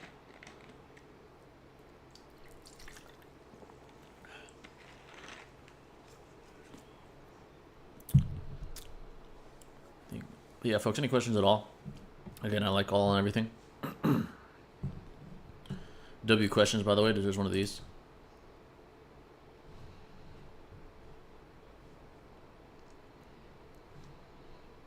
Any and all questions, of course. Any and all questions. By the way, if you're really wondering why I wear glasses inside, it's because I'll get like eye strain from looking at the computer so long. So this kind of like blocks out all the light. That's why I wear them. Do you think Chiyo could have been a Kazekage scaling wise? Yeah. I think she scaled high enough to be considered a Kage level individual and a Kazekage as well. Yeah. How old am I? 25 now. 25. Time flies. Certainly. But I'm a tech guy, so my eyes are aging poorly. It's like, unfortunately. Unfortunately, so.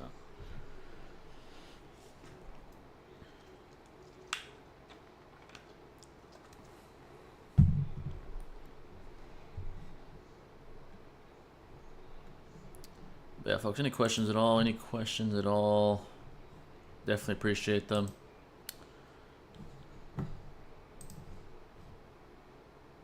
Damn, 2 years older than you.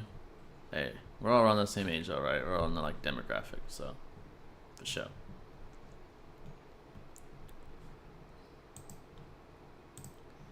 But yeah, any questions, folks? Any questions?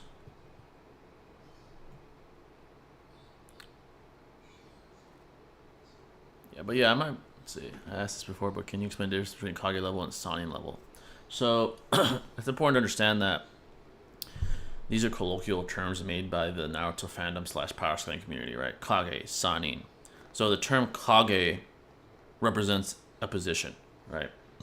Now, Kage level is a broad spectrum because not every Kage is built equally scaling-wise. You have the bottom of the spectrum, Mei probably, right? And I'll agree she's one of the weaker Kages. And then you have the top of the spectrum. You can even go as high as Prime Naruto and Boruto. That's a Kage.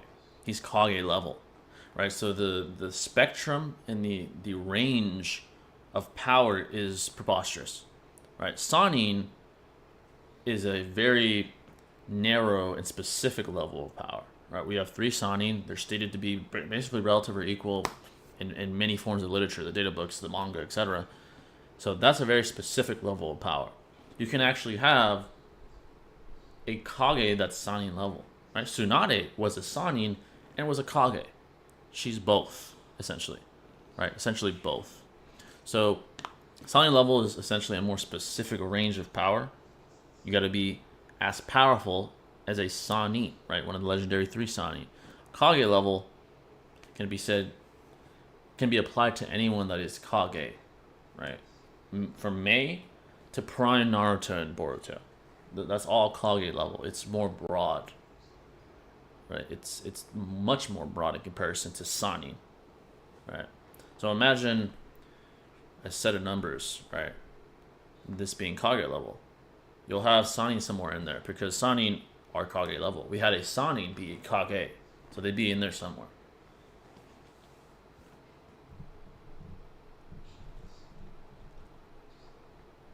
These colloquial terms, I do see how they can be confusing. You have Kage, you have what is a Jonin, what is a Chunin level, what is Koski level. Has your opinion on Ida changed? Personally, I stopped hating her on her love gimmick.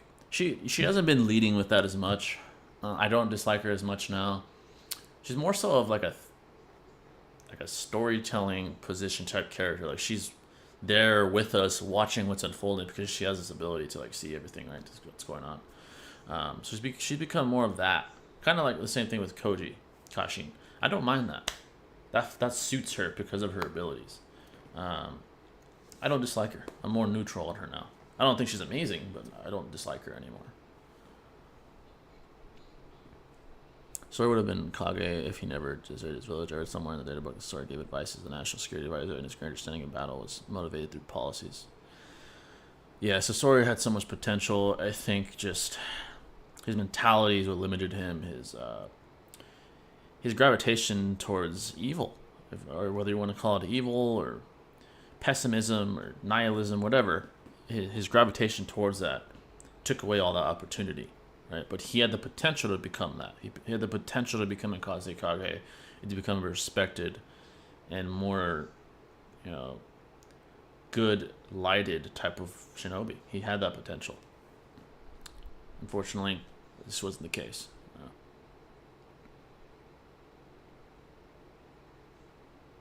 Choices essentially foster who you become internally. Right? That's in the real world as well. We all have a choice. We all have a choice to decide in what path do we want to head towards, and what path do we want to walk through, right? We all have that choice. And that shapes who you are over time. Experiences forge your character. That's why discipline is so key. I've honestly thought about making a video on discipline. Just it's not anime related, but in a way it is because that's one of the most pivotal concepts in anime is discipline. How discipline can shape you in the real world, not just in anime, but in the real world. Discipline can shape you in tremendous ways. While conversely, this sort of selfish, immediate gratification type of mentality can shape you in a different way. So you end up with addicts and unfulfilling lives and misery and all these other things. It comes down to choices, not talent, not any of these things. Choices. What do you think Sakura gets the hate she gets? It's due to the sort of selfish nature she had, particularly early on. She only cared about pleasing Sasuke.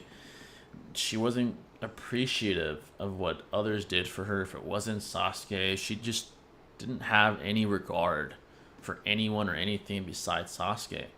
And then when it came to doing her part, she would cry. She would kind of self-destruct, right? Especially during the line of Wave Arc when she's sitting there crying. That's not beneficial to the team. That's not admirable. She was the opposite of admirable. She was contemptible to the people reading or watching. She was a contemptible character, especially early on in the narrative. She began to evolve. She became more capable, and we respected her a little more. We admired her a little more. She wasn't as contemptible. But it was due to this self-deprecating, selfish nature that she was contemptible to us. Right? We didn't resonate with her in a positive way. And that's the problem. If you don't understand exposition on Jews, he talks about Jews in the show a lot. Years ago, when he was 18 or 19, he debated someone named Halsey who thought he was anti-Semitic. He talks about, yeah, I mean, maybe I'll see why he thinks the way he does. The thing with Naruto scaling tiers is they become weird if you don't divide them into sub-tiers. Kage level is so fucking broad. Exactly. Yeah, you have to be specific. You gotta be specific to stay on point, to stay on track, to make it sensible to those listening, to others that aren't in your brain. You know, that's the problem. Exactly the problem.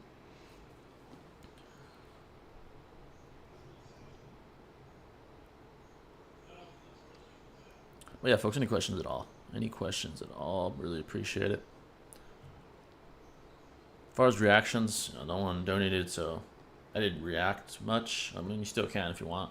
I just couldn't find a video really to react to this week. That's why that I wanted to react to rather. Can you rate the Hokages when it comes to politics and leadership? Honestly, I think the very best. It's cliche to say, but probably Naruto. Naruto brought unity. He brought unity. He brought peace for a period of time. Obviously, the Otsutsuki came and caused some problems. But his communication, right? He was literally like the Ronald Reagan of Naruto, of the shinobi world rather. His policies brought unity. It seemed to bring harmony for a while. Something that no other Kage before him did.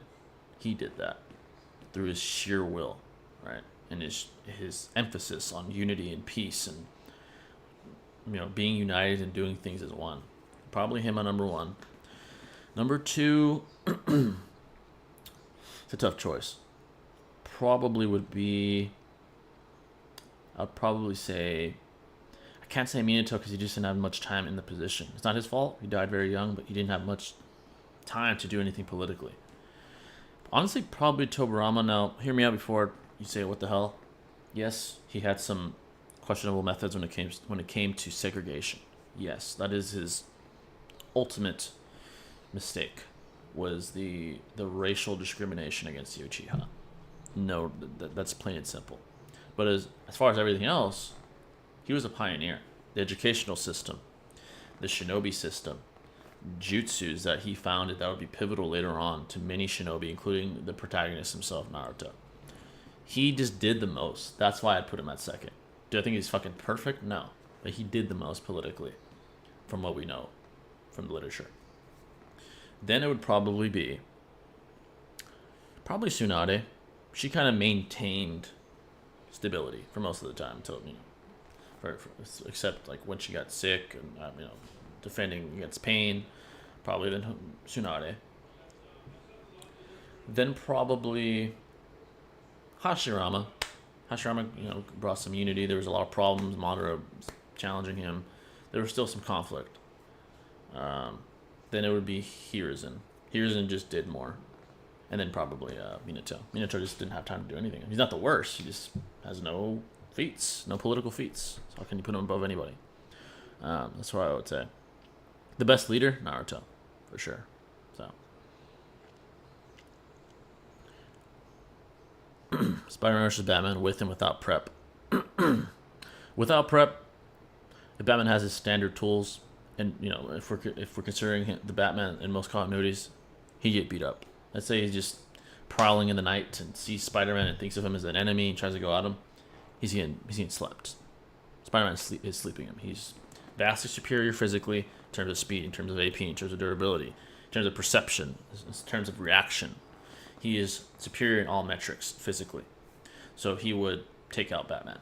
If we're presupposing he has the standard tools, he doesn't have the perfect tool to take Spider-Man out, he doesn't have the Batmobile with him, the Batwing, or anything like that, any special suit, Spider-Man wins. With prep, Batman is built for that. He is the perfect specimen for preparation. The resources they're infinite in comparison to Spider-Man. Let's say if it's one-on-one, right, with prep, the resources at Batman's disposal are infinite in comparison to Spider-Man. The intelligence is at least relative, whether you want to debate who's smarter. And Batman is more equipped mentally for combat. Spider-Man is more of a scientific. He has more of a scientific mind. Batman has a more overall, well-rounded mind for combat. So I'd probably say it's Batman.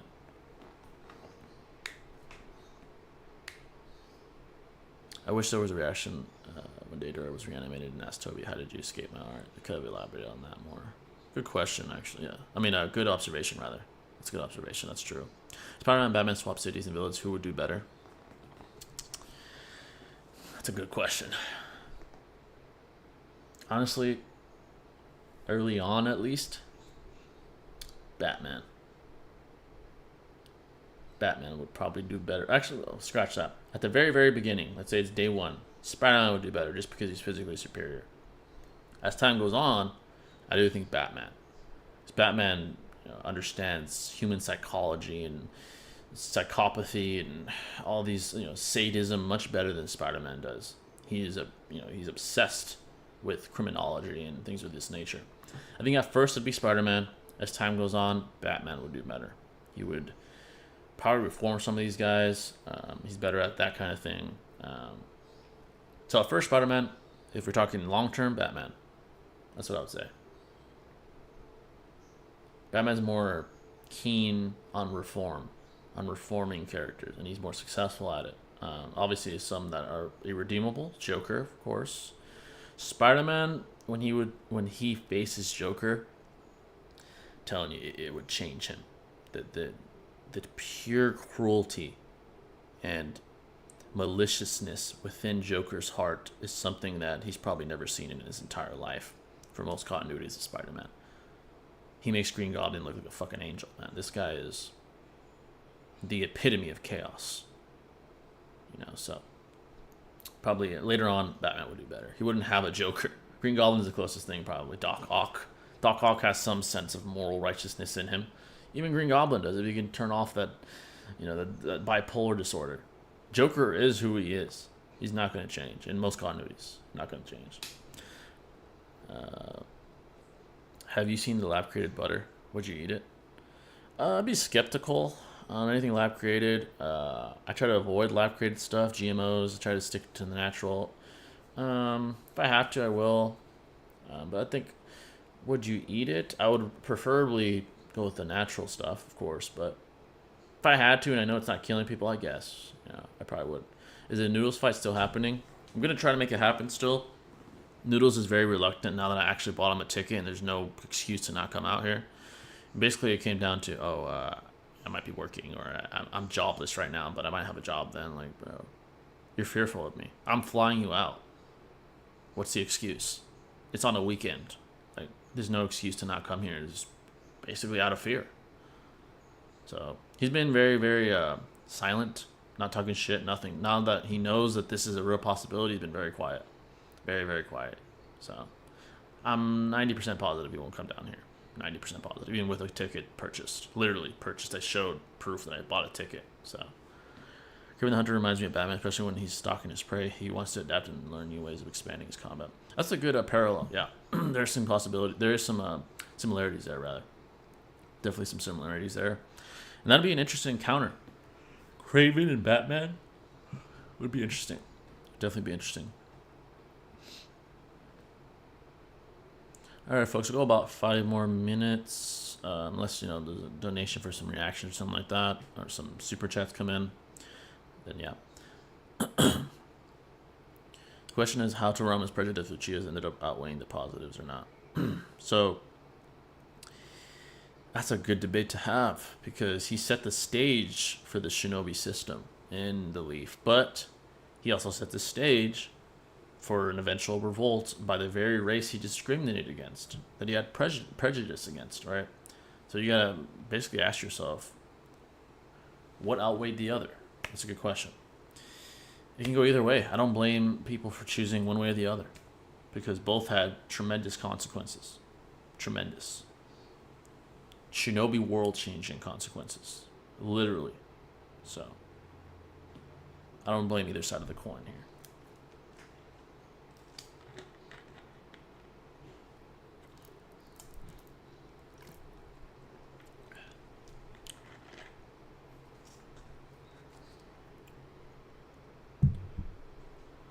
Yeah, folks, any questions? Andrew Garfield versus Tom Holland. So, Andrew Garfield, right, in the film where they all united him, Tom, and Toby, was outreacted by Toby Spider-Man when they first met via web shooters, via web. Well, Toby doesn't have web shooters, but via webs he was outreacted to. It is clear that Toby had the greatest foe, right, which was Green Goblin. He was the most problematic for all the Spider-Mans. And it was Tom who had more success against Norman. Now, from my perspective, he has more successful showings against stronger opponents. And I would probably say that Tom is probably superior to Andrew. And Toby's above both of those guys currently. He was able to stop a bloodlusted Tom Holland from nearly impaling Norman Osborn with his own glider. I hear lab butter is cheaper. Would that change your mind? Now, when it comes to cheap food, I do factor in health benefits. So, yeah, it's cheaper to buy GMO natured food than organic stuff. That's just the way it is. But what are the health benefits? Which one will benefit your health long term? Right. That's a factor that I play into. It's a factor that I put into the equation every time I decide what's the most beneficial food to buy. Obviously, you gotta have the finances for that. So, if you're in a third world country, you can't be picking, which bread is healthier. I understand that. But I'm lucky enough to be able to decide that, and I usually go with the healthier stuff.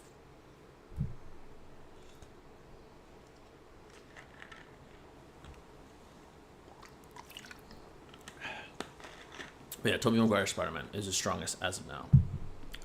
He stopped the bloodlust of Tom Holland. Coke versus Pepsi. I've always been more of a Coke guy. I think the taste is just something about it. It's more savory. It just tastes better. No, Pepsi's good too. Don't get me wrong. I'll drink a Pepsi. Well, I haven't drank Coke. I should be specific. I haven't drank soda in many years, but when I did, Coke was usually the ideal choice. My favorite overall was Dr. Pepper of all time when I was growing up. Coke was up there. Pepsi I'd get if it was like the only thing that was available. I'd drink it. It wasn't nasty or anything. I just preferred Coke over Pepsi. I just think it has a better taste, especially now. I know that I don't drink Coke anymore, but I know they're using more of the natural formula, right? They're using the Mexico formula. I think RFK imposed that policy to have all Coke products be made via the Mexico formula, which is, I believe, with real cane sugar as opposed to high fructose corn syrup. So it tastes even better, probably. So if today I had to pick, Coke for sure. Not even close. Not even close. Again, Pepsi's not nasty, but Coke for sure. Have you seen Zeta versus Drip debate on GT versus Super? Scaling. Zeta versus Drip debate on GT versus Super. Like, who had better drip, GT or Super? GT had some drip, man. GT has some drip. I'm not gonna lie. Super, it's just more of the same. GT had some, the lot of characters had some drippy stuff. Not gonna lie.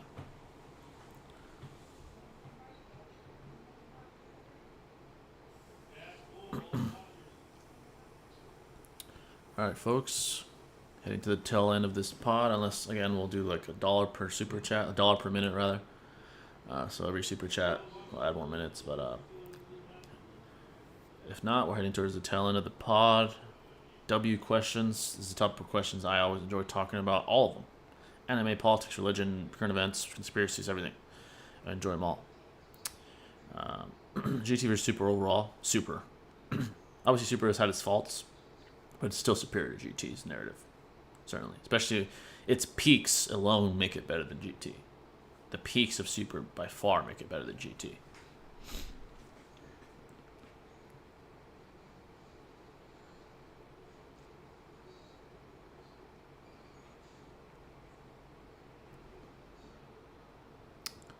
Alright, folks, looks like we're heading towards the tail end here. Definitely W stream, W chat. If you haven't already, again, make sure to hit the like button. It's really appreciated. Keep trying to innovate the pod, doing what I can.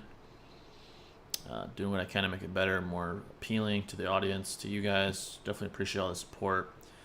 And I'll still be here, race through the snow. I love what I do here, and talking to the people, trading ideas. Hope you guys enjoyed. Hopefully it helps you in some way, whether it's entertaining you, advice, interesting, whatever. Hope it helps, and I'll see you next time, folks. Stay classy.